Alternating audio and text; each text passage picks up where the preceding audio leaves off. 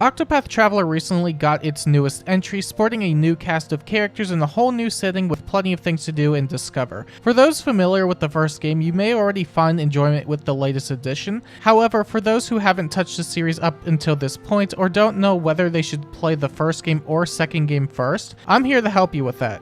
In this video, I'll be discussing what Octopath Traveler 1 brings to the table, what Octopath Traveler 2 exceeds in over the first entry, and the benefits of starting with either entry first, with a final verdict near the end of the video. So, without further ado, we may as well get started.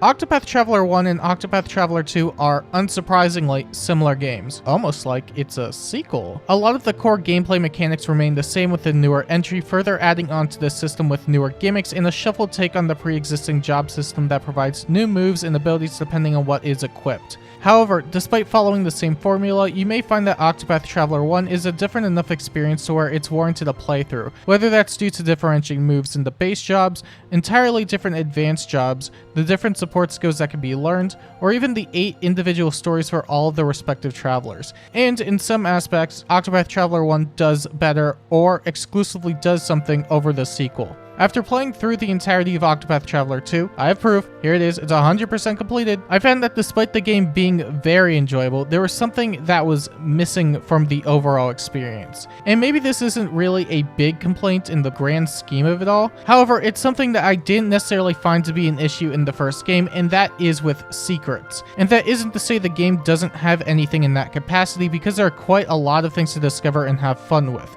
However, I found that when it came to seeking out hidden aspects such as the sub-jobs, the Octopath Traveler 1 handled it much better. I always found enjoyment in hunting them out, especially since it gave me more of an incentive to explore the areas, and the fact that the advanced jobs also house a secret boss for each respective job. Otherwise, Octopath Traveler 1 surprisingly feels more open to different kinds of playthroughs, which may sound weird, but I have a potentially good reason for that. Octopath Traveler presents itself as a sandbox RPG where the player can start anywhere and progress in any way they see fit. And Octopath Traveler 1 succeeds in that regard, allowing players to proceed through any story and grab any character whenever the player so chooses. Despite the balance issues that come alongside it, it's allowed for many kinds of playthroughs including solo runs.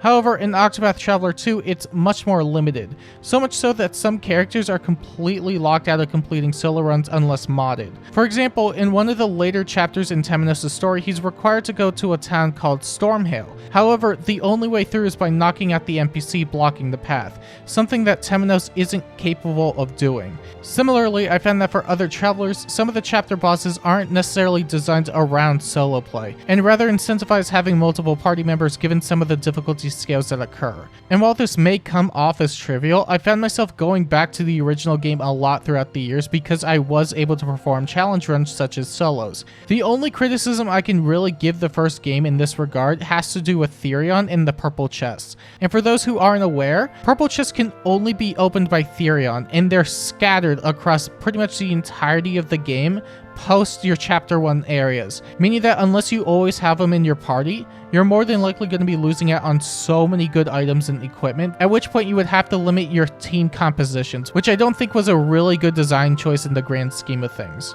Still, I don't want this to take away from the sequel, especially since there's plenty of replay value for both games. However, I find that because some areas or aspects of the game are locked behind certain events, path actions, character progression, and so on, it adds restrictions that its predecessor lacks. Regardless, even with what Octopath Traveler 1 offers on its own, I still find that the sequel is simply the better of the two games, not only in part due to fixing up a lot of the issues that the first game had, but further adding upon an already enjoyable battle system, having fantastic and more varied environments, a plethora of fun and discoverable optional bosses, amazing music, although that really applies to both entries, and so much more. However, what I more so want to discuss is the question of whether you should start with Octopath Traveler 1 or Octopath Traveler 2, since there's arguments that can be made for both, and for those potentially looking to get into the series, I think it's worth discussing a fair bit.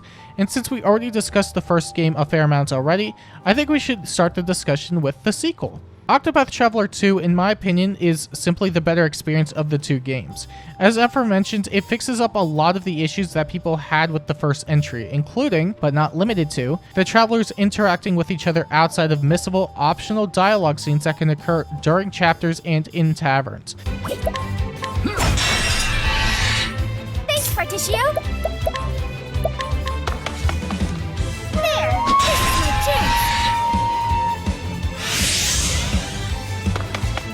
Skillfully done, Ethnia. The pace of battling, shortening the length of dungeons, and arguably having a better narrative conclusion than the first game. One of the biggest complaints with the first game, for good reason, was that despite traveling in a band of 8, there was almost no interaction between any of them. There were the tavern talks that did provide some levy of chemistry between the cast, but they simply weren't enough in the end. However, that isn't really the case anymore, as characters will interact with each other through many means, whether that's during battles where characters will directly call to each other, chapter dialogue that can be seen after completion in the journal, or even during the chapter if you have the right ally with you, the tavern talks, which make a return, and cross paths, which is a newer addition that has 4 pairs of travelers directly interacting with one another, which are some of my favorite parts in the game personally. Meanwhile, the battle system remains the same with newer additions, including a speed-up feature that can be used for general grinding, if needed, or while attempting to get through areas, which also ties into the shortening of dungeons, as now it's much faster to get to your objectives. I will mention that this does cut a bit down on the discoverability factor, since a lot of the hidden chests are now much easier to acquire, and it's not necessarily a bad thing, but it's something worth pointing out regardless. However, to its benefit, this means that environments will rarely lose its appeal, especially since they're much more varied compared to the first game. And of course, the main appeal to most RPGs, the story. The overall quality of the stories in Octopath Traveler 2 are still quite decent, some definitely standing out more than others. However, I would argue that the story hooks in Octopath Traveler 2 are vastly superior to those in the first game, and do a much better job at keeping the players invested in the character. That being said, the quality will vary, and while this is also an issue in 1, I would argue that the sequel does it a smidge better, especially with how they end some of the chapters. In the sequel, not every chapter will have a boss fight at the end, and will focus on the story aspect instead. Moreover, some characters have extended amounts of chapters as opposed to Octopath Traveler 1's 4 mandatory chapters per character. So instead of extending a character's screen time to fill a quota, or rush an ending for another, every traveler is given the proper time to develop their tales to completion.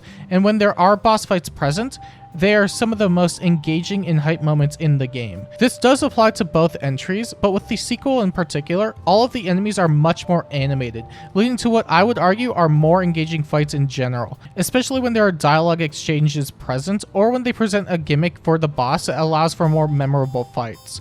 Simply put, there's a lot of reasons why you would want to start with Octopath Traveler 2. It being a more enjoyable experience over the first may incentivize more people to check out the series through this entry. However, I do think there are some reasons why you may want to check out the first entry first. Whether that's for the cast in their own respective stories, having a respectable amount of exploration incentives, or for getting a greater appreciation for the sequel, whether that's due to general performance or for story references and cameos that you may not have recognized otherwise. I did mention in the previous segment that when it came to the story hooks, that the sequel did a better job. However, I would argue that while the story quality did improve in the sequel, some of the most memorable Octopath moments came from the first game. And as much as I would love to explain why that's the case, I feel that I can't properly explain why those moments are so good without spoiling them.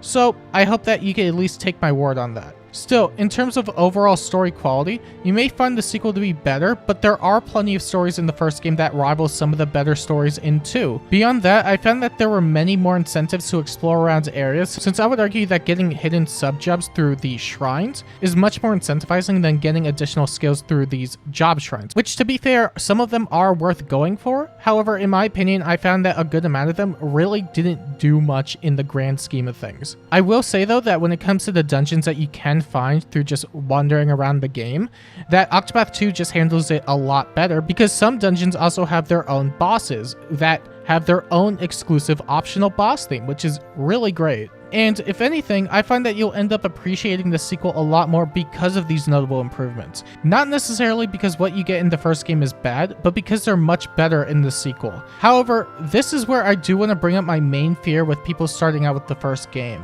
I find that you'll end up having a much more enjoyable experience from the get-go in Octopath Traveler 2 than in Octopath Traveler 1, especially when it comes to the first bit of the game where you're incentivized to recruit everyone on a first playthrough. This could end up feeling monotonous in the end, and can ultimately lead to people quitting outright after completing some or most of the first chapters, since a lot of the story beats follow the structure of starting the chapter, learning the path action, using said path action, dungeon, boss, rinse and repeat. It's one of those instances where you'll end up feeling much more motivated to play through the game after going through what could be 8 to 10 hours of an RPG. And that alone could be enough of a turnoff for people. Understandably so. And despite what benefits may come from playing the first entry before the sequel, you may find that playing the sequel first is the better approach, so that if you are actually interested in what Octopath does offer, that you may end up finding those positives way earlier in. That being said, I think both games have their own appealing factors that, in some instances, are exclusive to one title. For those wary on either entry, both games have demos, or at least on the Nintendo Switch side.